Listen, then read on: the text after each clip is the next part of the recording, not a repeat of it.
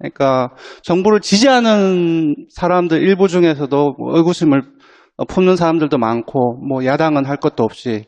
근데 여론조사를 쭉 제가 다 모아봤어요. 네. 근데 대부분이 문재인 정부의 인선에 대해서 긍정적인 평가가 대부분이 나왔어요. 좀 약간 의외였는데. 나는 진짜 신기한 건 뭔지 네. 아세요? 보세요. 각 후보에 대해서 찬성하는 비율이 55에서 72 정도까지예요. 그런데 내각 인선을 종합평가하면 잘했다가 80%예요. 예, 문 대통령 지지도입니다. 그러니까 각 개인을 생각할 때는 그 사람 약간 문제 있지 않아? 예. 이런 사람들이 있어요. 근데 그래서 잘했어. 잘했어. 이렇게 되는 거예요. 물론 여러 후보들 중에서 결격 사유 정도는 아닐지라도 좀 문제가 되는 건 사실 있는 건 사실이잖아요.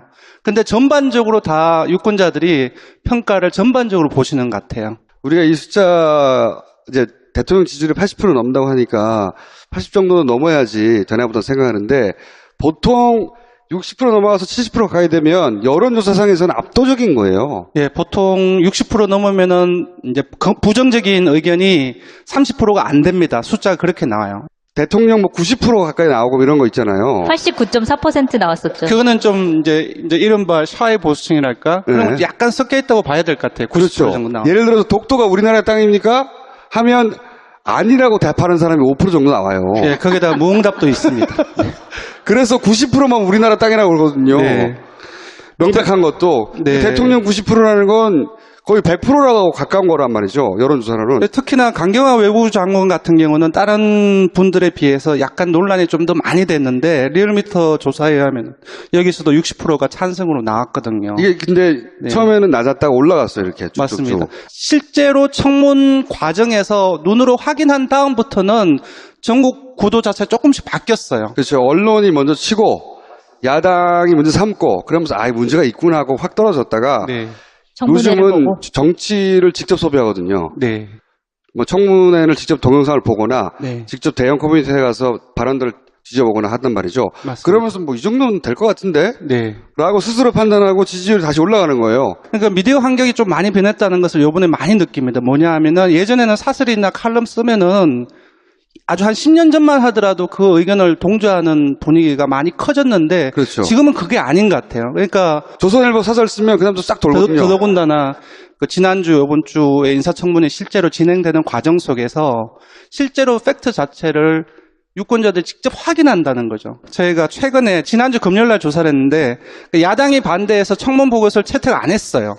김상조 공정위를 이제 임명을 강행이라고 해야 될지 모르겠지만 임명을 했는데 네. 근데 그런 김상조뿐만 아니라 이제 강경화 후보라든지 다 포함해서 물었던 거거든요. 근데 여기서도 국정 정상을 위해서 임명 강행을 해야 한다라는 의견이 56% 과반이 넘었습니다. 보통 후보자들 임명을 강행하지 못하는 이유가 대부분 강행해요. 지금까지 내가 알기로는 보고서 채택되지 않았는데 강행하지 않은 사람은 이명박 박근혜 전체 통틀어서 30명 채택되지 않은 사람 중에 대략 3명인가 밖에 없어요. 나머지 27명 정도는 그냥 다 해요, 그냥. 항상. 그런데 이제 그럴 때마다 강행에 대해서는 부정적인 여론이 높아요. 왜?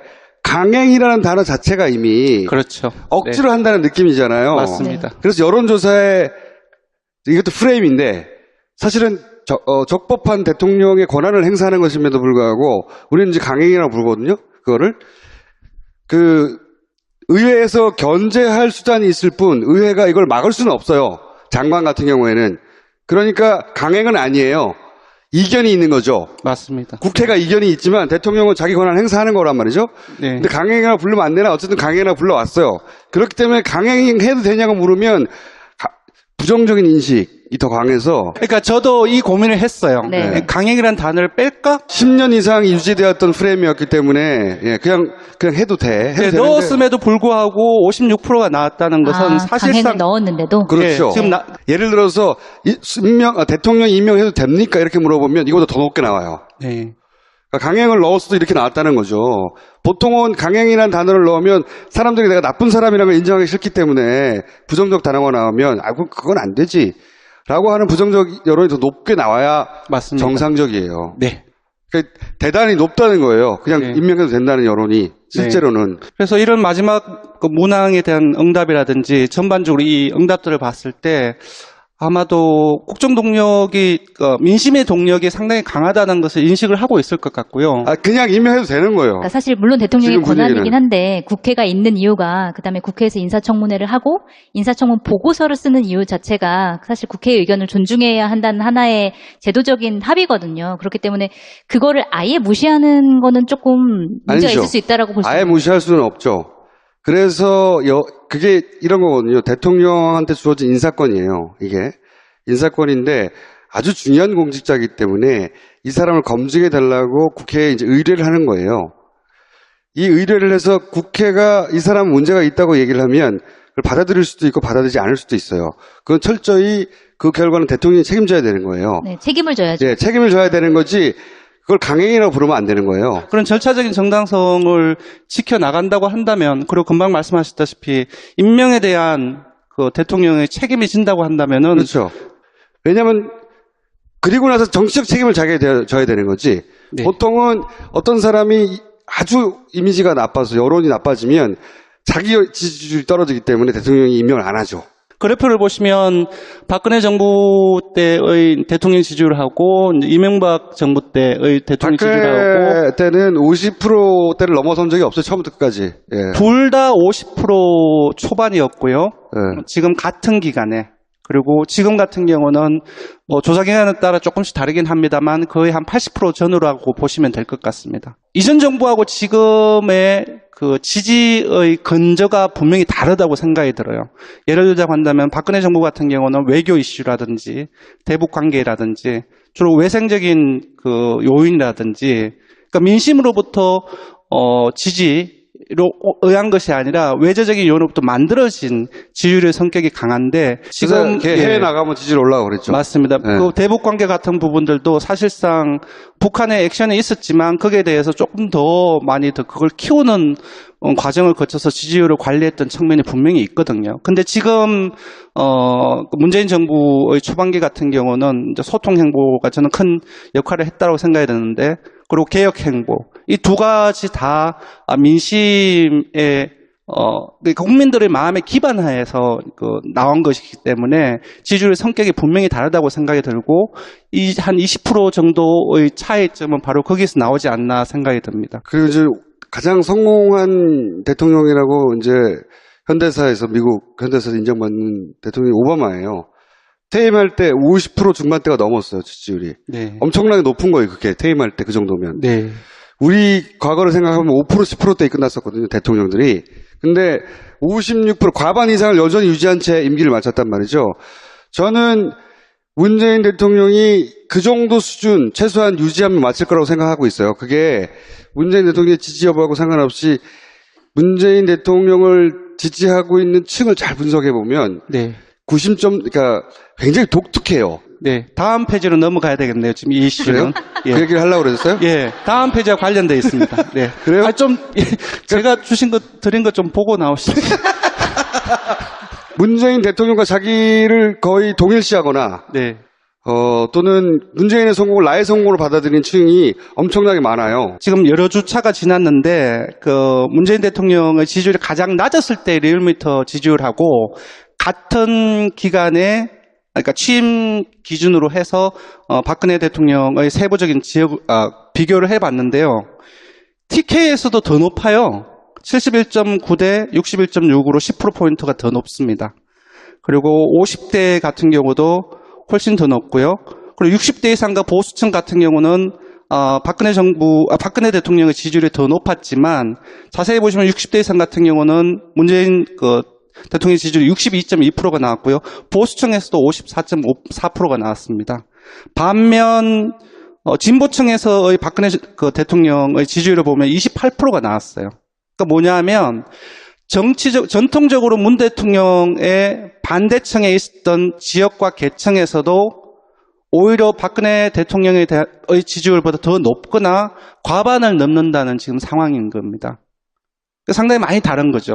나머지 전통적인 지지층 같은 경우는 수도권이나 호남 20, 30대, 40대 뭐 이런 부분들은 말할 것도 없고 앞으로의 민심의 동력이 상당 그 기간 지속될 가능성이 높고 아까 조금 섣부르게 예산을 하긴 했지만 섣부르게 해달다고. 예, 임기 말까지. 예, 임기 말까지의 지지율이 박근혜 정부 때처럼 급격하게 하락하던가 저는 박근혜 하는가, 정부의 그렇게 될 최고치를 가능성은 낮아 보입니다. 박근혜 정부의 최고치가 문재인 정부의 최하치라고 봐요. 예, 다음 4페이지로 넘어가시죠. 네, 바로 이 얘기할게요. 아, 임기 끝날 때까지 지지하겠다. 예, 그래서 이럴 줄 알았어 내가 씨발. 예, 월요일 날에 예. 우리가 박근혜 대통령의 핵심 지지층, 그러니까 콘크리트 지지층의 그 지지율이 보통 30%라고 얘기를 했잖아요. 근데 그게 확인이 되었습니다. 그러니까 국정농단 정국이 본격화되기 한 1, 2주까지는 리얼미터의 지지율이 어떻게 나왔냐면은 30%대 초반으로 계속 몇 주간 계속 갔어요. 아, 역시 정권 초기에 우리가 박근혜 대통령의 콘크리트 지지층이 30%라는 게 확인이 되었어요, 그때. 근데 궁금했어요. 정권 초기에 이렇게 지지율이 높은데 과연 문 대통령의 네, 콘크리트 지지율은 어느 정도 될까? 내가 2배 된다고 그랬잖아. 예, 그래서 이렇게 물어봤어요. 향후 5년 임기 끝까지 지지하겠느냐 아니면은 앞으로 지지 안 할 수도 있느냐라고 물었는데 응답이 뭐냐면은 임기 끝까지 지지할 거다가 하나였고 중간에 지지를 철회할 수도 있다라고 얘기를 했는데 전체적으로 보면 임기 끝까지 지지하겠다는 층이 57%나 나왔습니다. 그 엄청난 숫자예요, 지금. 이건 엄청난 숫자예요. 엄청난 콘크리트예요. 예. 그러니까 오차 범위를 이게 500명 조사이니까 오차 범위를 감안하면 50%대 초반 또 더 크게 보면 60% 초반까지 볼 수 있는 지지도인데 보수적으로 잡아서 제가 봤을 때는 50% 정도까지는 정말로 어떤 문제가 아주 큰 문제가, 그러니까 박근혜 정부처럼 민심 위반의 정국이 오지 않는 한 그 50% 정도까지는 떨어지지 힘들지 않겠느냐 생각이 듭니다. 근데 사실은 야당은 원래 유리한 위치에 있는 게 야당이에요. 네. 욕하는 게 좋은 거거든요. 네. 쉽고. 그렇죠. 그리고 그 욕은 언론에 다루기가 신나요. 욕하는 걸 언론이 다루기 좋으니까. 네. 근데 야당이 지금 너무 못하고, 실제. 근데 문제는 네. 자유한국당은 원래 그러니까 이렇게 넘어갈 수 있는데 국민의당이 굉장히 너무 못해. 큰 역할을 하고 있잖아요, 지금. 지금 야당 지지율이 너무 낮잖아요.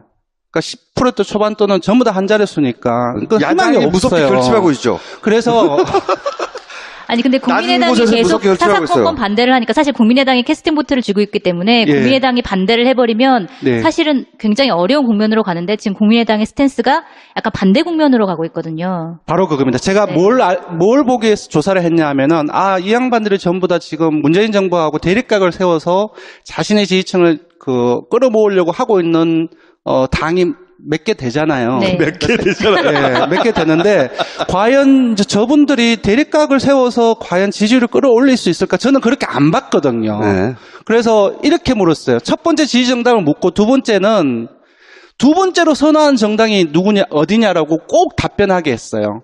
그래서 첫 번째 지지정당하고 두 번째 선호정당을 합쳐가지고 잠재 성장 지지율이라고 저희들이 지표를 만들어서 비교를 해봤더니 네. 결과는 어떻게 되냐면 네. 정의당이 잠재 성장 지지율이 2위가 나왔습니다. 당연히 민주당이 1위고 1위는 민주당이고 2위는 정의당이고. 그리고 바른정당이 2위가 나왔어요. 그리고 2위가 두 개야. 2위가 두 개요?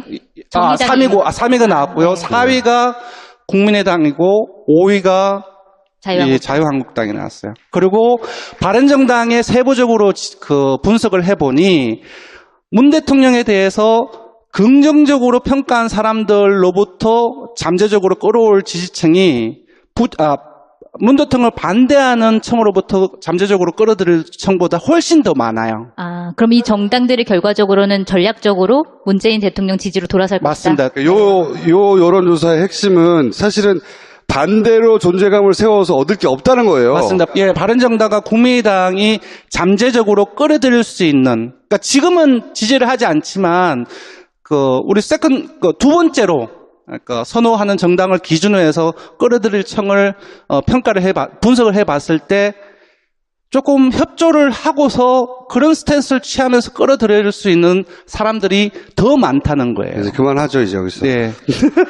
그래서 어쨌든 이제 기본적으로 핵심 지지층이 좀 상당히 높고 그 핵심 지지층도 쉽게 와해되기 힘들다는 것이 아까도 제가 말씀드렸다시피 그래서 예. 이 문파드라 하는 지적이 잘못된 거예요. 예. 국민 다수가 문파인 거예요, 지금. 네. 그냥 현상이에요. 실제 벌어지고 있는. 이제 국민들이 가려운 것을 긁어주고 있으니까. 근데 그거를 네. 받아들이기 힘든 거예요. 네. 받아들이기 힘드니까 일부의 문파가 일부의 조직적으로 일부의 과도하게 이렇게 해석해 자기 마음이 편하잖아. 그렇죠. 예. 그러고 있는 거. 실제 현상은 이 콘크리트층이 거의 육화에 다가가고 있는. 네, 10분. 그러니까 정부를 지지하는 사람들 일부 중에서도 뭐 의구심을 품는 사람들도 많고 뭐 야당은 할 것도 없이. 근데 여론조사를 쭉 제가 다 모아봤어요. 예. 근데 대부분이 문재인 정부의 인선에 대해서 긍정적인 평가가 대부분이 나왔어요. 좀 약간 의외였는데. 나는 진짜 신기한 건 뭔지 네. 아세요? 보세요. 각 후보에 대해서 찬성하는 비율이 55에서 72 정도까지예요. 그런데 내각 인선을 종합평가하면 잘할 때가 80%예요.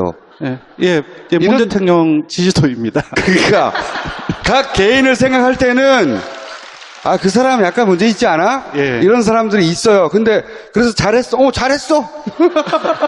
이렇게 되는 거예요. 물론 여러 후보들 중에서 결격 사유 정도는 아닐지라도 좀 문제가 되는 건 사실 있는 건 사실이잖아요. 근데 전반적으로 다 유권자들이 평가를 전반적으로 보시는 것 같아요. 우리가 이 숫자 이제 대통령 지지율이 80% 넘는다고 하니까 80 정도는 넘어야지 되나보다 생각하는데 보통 60% 넘어가서 70% 가야 되면 여론조사상에서는 압도적인 거예요. 예, 보통 60% 넘으면은 이제 부정적인 의견이 30%가 안 됩니다. 숫자가 그렇게 나와요. 대통령 뭐 90% 가까이 나오고 이런 거 있잖아요. 부분이 실제로 진행되는 과정 속에서 실제로 팩트 자체를 유권자들이 직접 확인한다는 거죠. 저희가 최근에 지난주 금요일 날 조사를 했는데 야당이 반대해서 청문 보고서를 채택 안 했어요. 김상조 공정위를 이제 임명을 강행이라고 해야 될지 모르겠지만 임명을 했는데 네. 근데 그런 김상조뿐만 아니라 이제 강경화 후보라든지 다 포함해서 물었던 거거든요. 근데 여기서도 국정 정상을 위해서 임명 강행을 해야 한다. 라는 의견이 56% 과반이 넘었습니다. 보통 후보자들 임명을 강행하지 못하는 이유가 대부분 강행해요. 지금까지 내가 알기로는 보고서 채택되지 않았는데 강행하지 않은 사람은 이명박 박근혜 전체 통틀어서 30명 채택되지 않은 사람 중에 대략 3명인가 밖에 없어요. 나머지 27명 정도는 그냥 다 해요, 그냥 항상. 그런데 이제 그럴 때마다 강행에 대해서는 부정적인 여론이 높아요. 왜? 강행이라는 단어 자체가 이미 그렇죠. 억지로 한다는 느낌이잖아요. 맞습니다. 그래서 여론조사에 이것도 프레임인데 사실은 적법한 대통령의 권한을 행사하는 것임에도 불구하고 우리는 이제 강행이라고 부르거든요. 그거를 의회에서 견제할 수단이 있을 뿐 의회가 이걸 막을 수는 없어요. 장관 같은 경우에는. 그러니까 강행은 아니에요. 이견이 있는 거죠. 맞습니다. 국회가 이견이 있지만 대통령은 자기 권한을 행사하는 거란 말이죠. 네. 근데 강행이라고 부르면 안 되나 어쨌든 강행이라고 불러왔어요. 그렇기 때문에 강행해도 되냐고 물으면 부정적인 인식이 더 강해서 그러니까 저도 이 고민을 했어요. 네. 강행이라는 단어를 뺄까? 10년 이상 유지되었던 프레임이었기 때문에 그냥 해도 돼. 해도 되는데. 넣었음에도 불구하고 56%가 나왔다는 것은 사실상 강행을 넣었는데도 그렇죠. 예, 지금 예를 들어서 대통령 임명해도 됩니까? 이렇게 물어보면 이거보다 더 높게 나와요. 네. 그러니까 강행을 넣었어도 이렇게 나왔다는 거죠. 보통은 강행이라는 단어를 넣으면 사람들이 내가 나쁜 사람이라는 걸 인정하기 싫기 때문에 부정적 단어가 나오면 그건 안 되지 라고 하는 부정적 여론이 더 높게 나와야 맞습니다. 정상적이에요. 네. 그러니까 대단히 높다는 거예요. 그냥 네. 임명해도 된다는 여론이 실제로는. 그래서 이런 마지막 문항에 대한 응답이라든지 전반적으로 이 응답들을 봤을 때 아마도 국정 동력이 민심의 동력이 상당히 강하다는 것을 인식을 하고 있을 것 같고요. 그냥 임명해도 되는 거예요. 그러니까 사실 물론 대통령의 지금 분위기는. 권한이긴 한데 국회가 있는 이유가 그다음에 국회에서 인사청문회를 하고 인사청문 보고서를 쓰는 이유 자체가 사실 국회의 의견을 존중해야 한다는 하나의 제도적인 합의거든요. 그렇기 때문에 그거를 아예 무시하는 거는 조금 문제가 아니죠. 있을 수 있다라고 볼 수 아예 있습니다. 무시할 수는 없죠. 그래서 그게 이런 거거든요. 대통령한테 주어진 인사권이에요. 이게 인사권인데 아주 중요한 공직자이기 때문에 이 사람을 검증해 달라고 국회에 이제 의뢰를 하는 거예요. 이 의뢰를 해서 국회가 이 사람 문제가 있다고 얘기를 하면 그걸 받아들일 수도 있고 받아들이지 않을 수도 있어요. 그건 철저히 그 결과는 대통령이 책임져야 되는 거예요. 네, 책임을 져야죠. 예, 책임을 져야 되는 거지 그걸 강행이라고 부르면 안 되는 거예요. 그런 절차적인 정당성을 지켜나간다고 한다면, 그리고 금방 말씀하셨다시피 임명에 대한 그 대통령의 책임이 진다고 한다면은 그렇죠. 왜냐하면 그리고 나서 정치적 책임을 자기가 져야 되는 거지. 네. 보통은 어떤 사람이 아주 이미지가 나빠서 여론이 나빠지면 자기 지지율이 떨어지기 때문에 대통령이 임명을 안 하죠. 그래프를 보시면 박근혜 정부 때의 대통령 지지율하고 이제 이명박 정부 때의 대통령 지지율하고 박근혜 때는 50%대를 넘어선 적이 없어요. 처음부터 끝까지. 예. 둘 다 50% 초반이었고요. 예. 지금 같은 기간에, 그리고 지금 같은 경우는 뭐 조사 기간에 따라 조금씩 다르긴 합니다만 거의 한 80% 전후라고 보시면 될 것 같습니다. 이전 정부하고 지금의 그 지지의 근저가 분명히 다르다고 생각이 들어요. 예를 들어 89.4% 나왔었죠. 그거는 좀 이제 이른바 샤이 보수층이랄까? 그럼 네. 약간 섞여 있다고 봐야 될 것 같아요. 90% 그렇죠. 정도 나와. 예를 들어서 독도가 우리나라의 땅입니까? 하면 아니라고 대답하는 사람이 5% 정도 나와요. 예, 거기다가 무응답도 있습니다. 그래서 90%만 우리나라 땅이라고 그러거든요. 네. 명백한 것도. 네. 대통령 90%라는 건 거의 100%라고 가까운 거란 말이죠. 여론조사로는. 특히나 강경화 외교부 장관 같은 경우는 다른 분들에 비해서 약간 논란이 좀 더 많이 됐는데 리얼미터 조사에 의하면 여기서도 60%가 찬성으로 나왔거든요. 이게 근데 네. 처음에는 낮았다가 올라갔어요. 이렇게 쭉쭉쭉. 맞습니다. 실제로 청문 과정에서 눈으로 확인한 다음부터는 전국 구도 자체가 조금씩 바뀌었어요. 그렇죠. 언론이 먼저 치고 야당이 먼저 삼고 그러면서 문제가 있구나 하고 확 떨어졌다가 네. 청문회를 요즘은 보고. 정치를 직접 소비하거든요. 네. 뭐 청문회를 직접 동영상을 보거나 네. 직접 대형 커뮤니티에 가서 발언들을 뒤져보거나 하단 말이죠. 맞습니다. 그러면서 뭐 이 정도는 될 것 같은데? 네. 라고 스스로 판단하고 지지율이 다시 올라가는 거예요. 그러니까 미디어 환경이 좀 많이 변했다는 것을 요번에 많이 느낍니다. 뭐냐 하면은 예전에는 사설이나 칼럼 쓰면은 아주 한 10년 전만 하더라도 그 의견을 동조하는 분위기가 많이 커졌는데 그렇죠. 지금은 그게 아닌 것 같아요. 그러니까 조선일보 사설 쓰면 그 다음부터 싹 돌거든요. 더더군다나 그 지난주, 이번 주에 인사청문회